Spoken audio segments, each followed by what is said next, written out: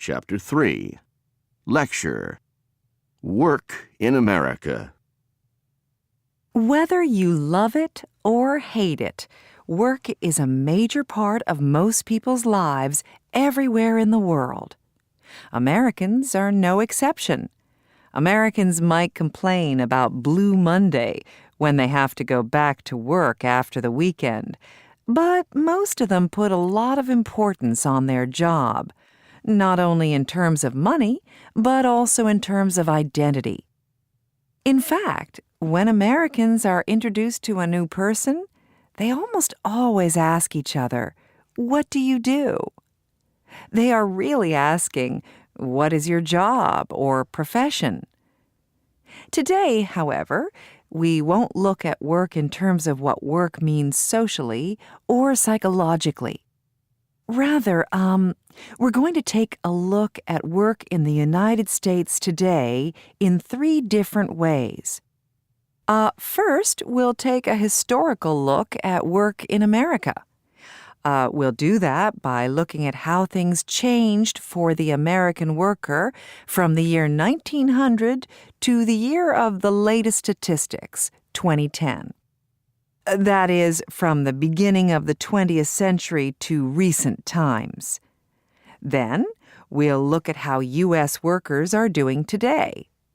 And after that, we'll take a look at some possible reasons for the current economic situation. And finally, we'll look at what people are saying about what the government should and should not do in order to improve the country's economy.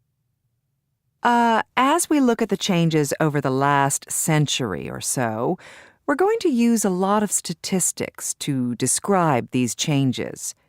First, let's consider how the type of work people were involved in changed. At the beginning of the 20th century, in 1900, about 38% of the workforce was involved in agriculture. That is, they worked on a farm. By the end of the century, only 3% still worked on farms. And by 2010, only about 1% worked in agriculture. There was also a large decrease in the number of people working in industry, that is, in making or manufacturing things in factories. The number of workers in industry is down from over 30% in 1900 to just over 22% in 2010. While the number of people in agriculture and manufacturing industries went down, the number of people in the services went up. As you may know, services, rather than goods or products, provide other less concrete things that people need. A few examples include education, healthcare, transportation, tourism, banking, advertising, and legal services. Cafes, restaurants, and fast food outlets like McDonald's are part of the service sector, as are retail sales jobs, driving taxis, and pumping gas. The services workforce jumped from 31% of the workforce in 1900 to 77% in 2010. Let's recap the numbers. In 1900, 38% in agriculture, 31% in industry, and 31% in services. In 2010, about 1% in agriculture, 22% in industry, and 77% in services. To put things into perspective, let's compare the United States today to China, where the picture is very different. From your experience, would you expect China to have more workers in agriculture or in industry? Well, it may or may not surprise you, but in China, agriculture takes up only 10% of the workforce, industry, a huge 47%, and services, 43%. Figures for the entire world are somewhere between China's and the United States' figures: 6%, 31%, and 63% for agriculture, industry, and services, respectively. Let's get back to the changes in the U.S. workforce in the last century or so. There are just two more points I wanted to bring up. First, child labor was not unusual at the beginning of the 20th century. In 1900, there were 1,750,000 children aged 10 to 15 working full-time in the labor force. This was 6% of the labor force. Over the years, child labor laws became much stricter, and by 1999, it was illegal for anyone under 16 to work full-time in any of the 50 states.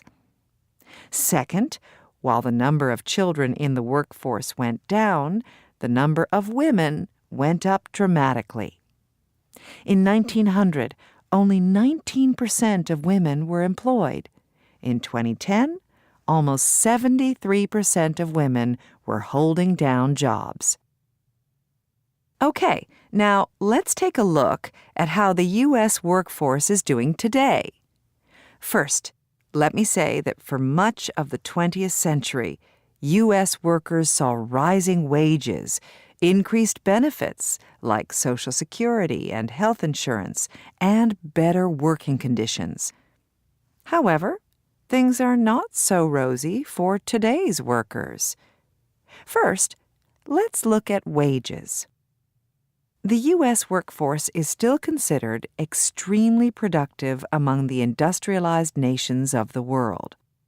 But while its productivity has continued to increase since the 1970s, wages for the working class have not increased. Also, the number of unemployed has been high for some of the past few years. Let me give you some statistics that may help you understand the impact of stagnant wages and high unemployment. Shortly after World War II, a child born in poverty, that is, to a poor family, had a 50% chance of being in the middle class as an adult. But by 1980, a person born in poverty had a 40% chance. In 2012, economists told us that his or her chance of entering the middle class was only 33%. Finally, let's take a look at some of the possible reasons for the current situation. First of all, agriculture in the United States has become much more mechanized and more efficient, so fewer people are needed to grow crops and raise animals. Most people agree that outsourcing, that is, sending some U.S. manufacturing and service work overseas to countries like China and India that have lower wages, is one reason. At the same time, these countries manufacture products that they can export to the United States and other countries more cheaply than U.S. companies can manufacture them. Also, we should keep in mind that some advances in technology have eliminated a lot of the jobs that required workers in the past. I'm thinking of robots in the auto industry and bank ATM machines, for example. In addition to outsourcing and advances in technology, unions, which protect workers' rights, have become weaker in the past decades. The result is lower wages and even loss of jobs for people from factory workers to teachers. Some economists point out that the American consumer has benefited from outsourcing and technology in that many products are much cheaper. That is cold comfort to millions of workers who have lost their jobs, of course. Let's look at some more reasons. Other possible causes for the economic problems may be government policies and legislation. among them tax cuts and lack of regulation of businesses, especially large corporations and financial institutions such as banks, mortgage companies, and investment firms. Tax cuts mean the government has less money to provide programs to help people in difficulty or to invest in education and research.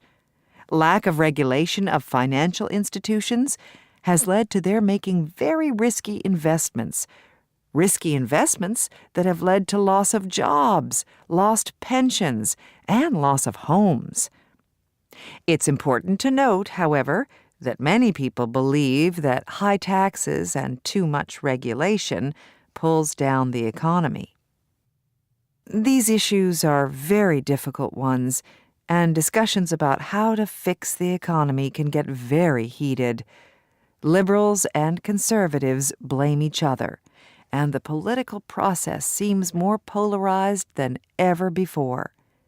However, let's not forget that the United States has survived many economic downturns in the past, and cautious optimism about the U.S. economy seems to be the watchword of the day in newspapers and magazine articles about the economy at this time.